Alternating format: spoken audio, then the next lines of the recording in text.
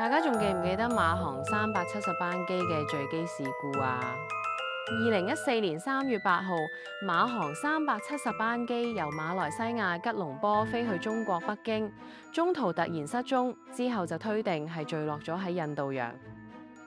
係啦，推定墜落咗嘅事故。今日咧，我哋一齊嚟探討下呢架370班機。根據官方記錄咧，佢話2014年3月8號凌晨0點41分，載住239人嘅370班機由吉隆坡國際機場起飛，原定同日朝早6點半降落北京首都國際機場。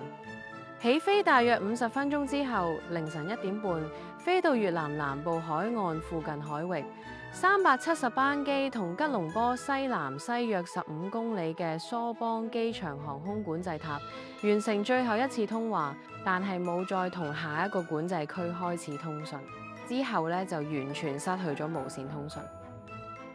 370班機失蹤之後，澳洲、泰國、中國嘅空軍都有出動去揾，但係乜都冇發現。嗰陣時幾乎每日新聞都係講呢件事，好多人應該仲有印象。其實飛機無端端失蹤唔係咩罕見嘅事，由1948年至而家一共有84架飛機失蹤，單係2014年至2024年10年之間都有11架唔見咗，平均每年大概有1.2架飛機失蹤。日本都曾經有過類似事件。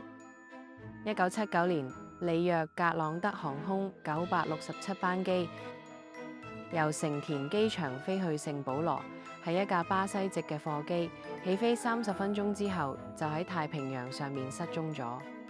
機型係波音787-320F。嗰陣時，日本運輸廳同自衛隊都有出動去揾，但係乜都冇揾到，因為係貨機冇乘客。不過有6個機組人員，官方記錄就係意外死亡。一般嚟講，飛機墜落一定會揾到殘骸，或者如果係落咗海，至少會有浮起嘅油跡、救生衣。但係馬航370同巴西嗰架貨機都係乜都冇揾到，直到今日都係咁，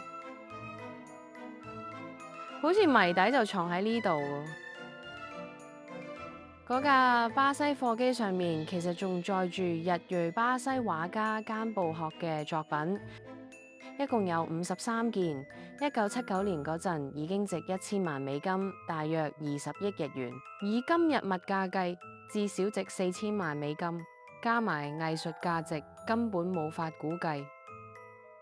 機上得6個人啫，如果有人收買咗佢哋，令架機降落喺某個島，咁菅部學嘅53件作品就有可能透過黑市流通。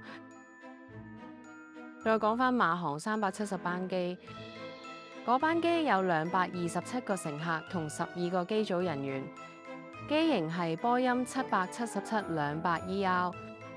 嗰陣時係最先進嘅電腦控制飛機，被認為係絕對安全，但係竟然突然失蹤，對航空界嚟講幾乎係唔可能嘅事。呢度就要睇下貨物。失蹤嘅370班機上邊一共有7噸貨物，查返內部記錄5噸係水果，但係仲有2噸貨物，到今日都唔知係乜嘢。奇怪嘅係嗰2噸貨物冇任何正式記錄。如果可以查到嗰2噸貨物係乜嘢，可能就可以為呢宗事故嘅黑暗面帶嚟一啲光。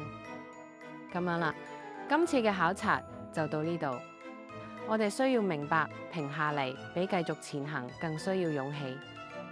下次會係鬼故、異世界、都市傳說，無論點好，我哋再見面啦。